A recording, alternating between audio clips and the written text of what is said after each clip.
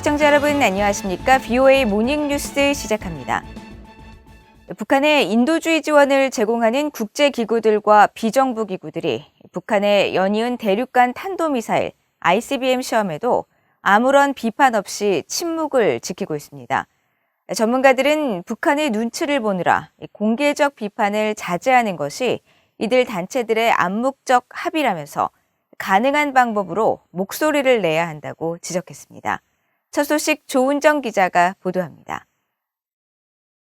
김정은 북한 국무위원장이 정찰위성 개발 계획을 밝힌 뒤 북한이 미사일 도발을 ICBM으로 확대하고 있지만 북한을 지원하는 인도주의 단체들은 아무런 비판 없이 침묵을 지키고 있습니다.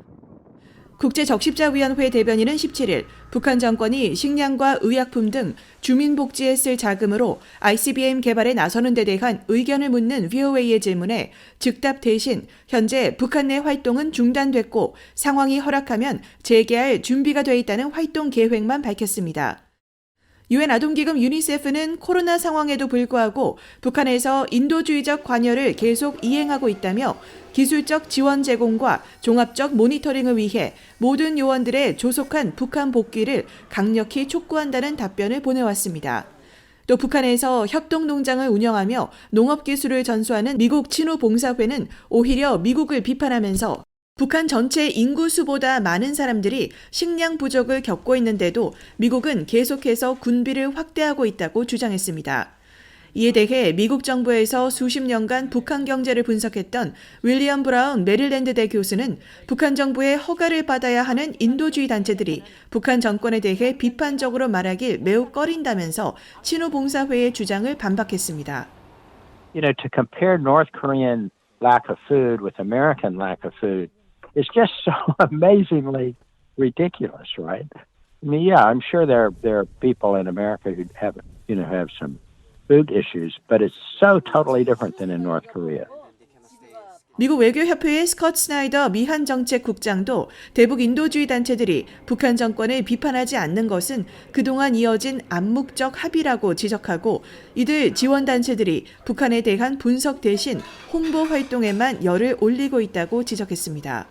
For decades, if you're in the humanitarian relief field and you want to work with North Korea, it has been the case that the tacit bargain is that part of the cost of entry into North Korea is that you really don't publicly criticize the object of your efforts to do humanitarian aid because the North Koreans have the power to end your program through denying access to the organization.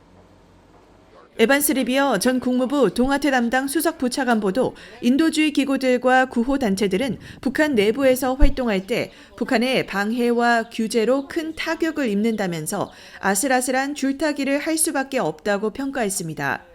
리비어 전 수석 부차관보는 그럼에도 불구하고 북한 당국이 주민들의 안녕과 복지를 해치는 정책을 세우고 행동에 나서는 것을 볼 때 이들 단체들이 모든 가능한 방법을 통해 그들의 목소리를 내는 것이 중요하다고 강조했습니다. VOA 뉴스 조은정입니다. 북한이 평양 순안 일대에서 발사한 탄도미사일이 공중 폭발로 실패한 뒤 순안공항에 차량 100여 대가 집결한 모습이 포착됐습니다. 탄도미사일 발사 실패 후 북한이 어떤 작업을 했는지 주목되는데 이런 상황에서 북한이 본격적인 열병식 훈련에 돌입한 정황도 포착됐습니다. 함지아 기자의 단독 보도입니다. 북한의 탄도미사일 발사 다음 날인 17일 평양 순안공항 북쪽 활주로 일대에 대형 차량이 집결해 분주한 모습이 포착됐습니다. VOA가 한반도 시간으로 17일 촬영된 민간 플래닛랩스의 위성사진을 살펴본 결과 차량들은 순안공항 북부 활주로 지대 남쪽 부분에 수십 대에 달하는 덤프트럭과 일반 트럭, 버스 등이 긴박하게 집결한 것으로 파악됐습니다. 이들 차량들은 유도로와 활주로는 물론 그 사이 지대까지 차지하고 있었습니다. 특히 유도로에는 약 50대의 차량이 포착돼 가장 많았으며 중간 지대에는 약 30대, 활주로에는 약 20대의 트럭들이 작업을 하는 모습이었습니다. 이곳 유도로와 활주로 사이 공간은 앞서 북한이 콘크리트 토대로 보이는 지대를 설치한 곳이기도 한데 위성사진에서는 이 지대가 사라지고 대신 차량들이 흙바닥을 드러내며 작업을 하는 모습이 관측됐습니다. 전문가들은 북한이 정확히 어떤 이유에서 공사를 시작했는지 또 실패한 탄도미사일 발사와는 어떤 관계가 있는지는 좀 더 지켜봐야 한다고 지적했습니다. You can see in the most recent satellite imagery that they are doing some sort of work in a vegetative patch with a bunch of vehicles and containers showing up. But whether or not that's related to the most recent launch is still to be determined. 북한의 열병식 훈련 정황은 좀 더 뚜렷해지고 있습니다.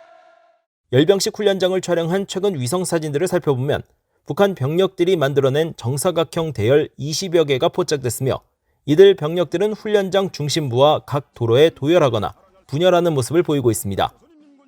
북한은 지난 1월 노동당 정치국 회의에서 김정일 생일 80주년과 김일성 생일 110주년 행사 준비를 논의해 열병식이 개최될 것으로 전망됐었는데 지난달 16일 김정일 생일에는 열병식이 열리지 않았기 때문에 다음 달 15일 김일성 생일에 맞춘 열병식 개최 가능성이 높아 보입니다. 북한은 대부분의 열병식 때마다 새로운 무기들을 과시해 왔었는데 이번에는 어떤 무기들을 등장시킬지 주목됩니다. VOA 뉴스 함지아입니다.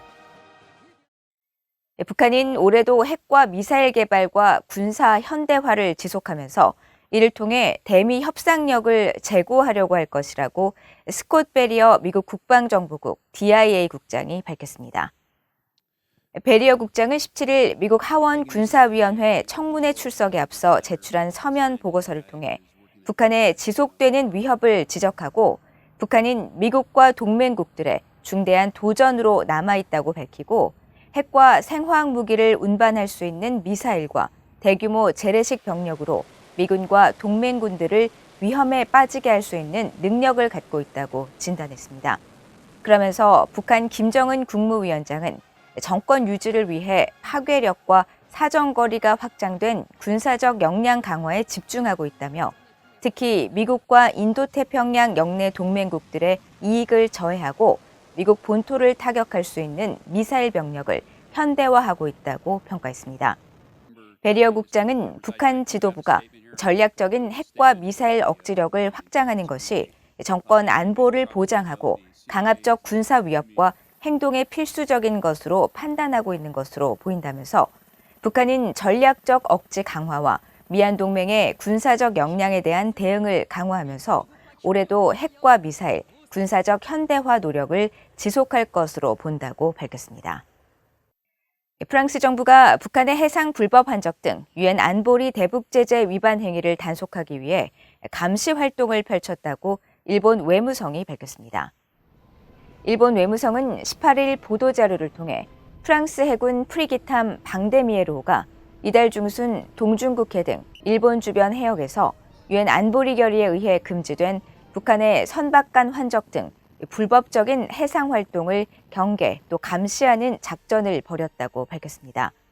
또 프랑스 해군이 이 같은 대북 감시 활동에 참여하는 것은 2019년 이후 4번째라면서 일본은 북한의 완전하고 검증 가능하며 되돌릴 수 없는 방식의 모든 대량 살상 무기와 탄도미사일 폐기 실현을 위해 국제사회가 일치 단결해 유엔 안보리 결의의 실효성을 확보한다는 차원에서 프랑스 정부의 이 같은 대응을 환영한다고 밝혔습니다. 일본 해안경비대와 해상자위대도 유엔 안보리 결의 위반이 의심되는 선박 활동에 대해 정보를 수집하고 있다면서 일본은 관련국들과 계속 긴밀히 협력할 것이라고 밝혔습니다. 토마스 웨어 퀸타나 유엔 북한 인권특별보고관이 유엔 인권이사회에 제출할 최종 보고서에서 자신이 활동한 지난 6년 동안 북한의 인권 상황은 더 악화됐다고 평가했습니다. 북한 정권의 정책 실패를 비판하면서 동시에 한국에는 남북 협상의 인권을 포함시키고 중국과 러시아에는 탈북민 강제 북송을 중단할 것을 촉구했습니다. 김영권 기자의 보도입니다. 유엔 인권 최고대표 사무소가 17일 토마스 오에아 퀸타나 유엔 북한인권 특별보고관이 오는 21일 유엔 인권이사회에 공식 제출할 마지막 보고서를 공개했습니다. 올여름 6년간의 임기를 마치는 퀸타나 보고관은 보고서에서 자신의 임기 동안 북한 인권 상황이 더 악화됐다며 신종 코로나 바이러스와 자연재해, 부문별 제재 여파가 모두 영향을 미쳤지만 의미 있는 개혁을 추진하지 않은 북한 정권의 실패 징후로도 볼 수 있다고 지적했습니다. 정부 정책 실패의 예론, 가혹한 코로나 대응 정책과 과도한 국방 예산 편성, 주민들에게 적대적인 시장 규제 정책 등을 꼽았습니다. 특히 장기화된 국경 봉쇄 조치가 주민들의 생필품 접근을 제한했고 국경을 오가는 주민들에 대한 사살 명령 등 가혹한 정책과 반동 사상문화 배격법 등으로 주민 통제가 더욱 강화됐다고 지적했습니다. 또 가장 취약하고 소외된 계층이 영양가 있는 음식에 접근하도록 보장하는 조세 제도나 공공 배급 제도를 개혁하지 않고 올해 국가 예산의 15.9%를 국방비에 배정해 민생에 필요한 자원을 전용하고 군비 경쟁을 부추기는 상황에 대해서도 우려한다고 밝혔습니다. 그러면서 지금 북한에 필요한 건 유엔 인권 제도의 권고들을 행동으로 이행하겠다는 북한의 정치적 의지라며 구금 시설 상태와 처우, 임의적 체포와 구금, 상품과 서비스의 공정한 분배를 막는 경제, 사회 정책 등에 대한 법률과 제도적 개혁에 나설 것을 촉구했습니다. 퀸타나 보고관은 이례적으로 중국과 러시아를 직접 지목하며 두 나라가 송환 시 심각한 인권 침해 위험이 있는 탈북민들에 대해 국제 강제 송환 금지 원칙을 적용할 것을 권고했습니다. 또 한국 정부엔 북한을 탈출해 제3국에 있는 탈북민들을 보호하는 노력을 확대하고 남북 협상에 인권 문제를 포함시키며 북한 인권법에 따라 북한 인권재단을 설립하고 이산가족 상봉 노력도 지속할 것을 권고했습니다. 퀸타나 보고관은 보고서 작성을 위해 지난달 서울을 방문한 뒤 기자회견을 통해 국제사회, 특히 유엔 인권 체계가 한국 정부로부터 보길 원하는 건 북한에 대한 일관된 접근이라며 유엔 북한 인권 결의안 공동제안국 동참을 촉구한 바 있습니다. VA 뉴스 김영권입니다. 6.25 한국전쟁 당시 17,000여 장병들을 파병한 호주군 소속으로 참전했던 참전용사 윌리엄 피츠제럴드 씨가 93세를 일기로 별세했다고 유엔군 사령부가 밝혔습니다. 유엔군 사령부는 최근 사회연결망 서비스를 통해 호주 해군 소속으로 한국전쟁에 참전해 최초의 수중폭파 방해물 제거 잠수 부대원으로 활동했던 윌리엄 피츠제럴드 씨가 별세했다면서 그가 한국전쟁 당시 열악한 환경 속에서 보인 노력은 호주 해군 역사의 전설로 남아있다고 추모했습니다. 이어 피츠제럴드 씨의 참전 당시 사진을 공개하면서 한강에서 작전을 수행할 당시 익숙하지 않은 지형과 북한군의 격렬한 포격 속에서도 8,000번이 넘는 잠수를 통해 야군의 항로를 결정하는 데 큰 공헌을 했다고 설명했습니다.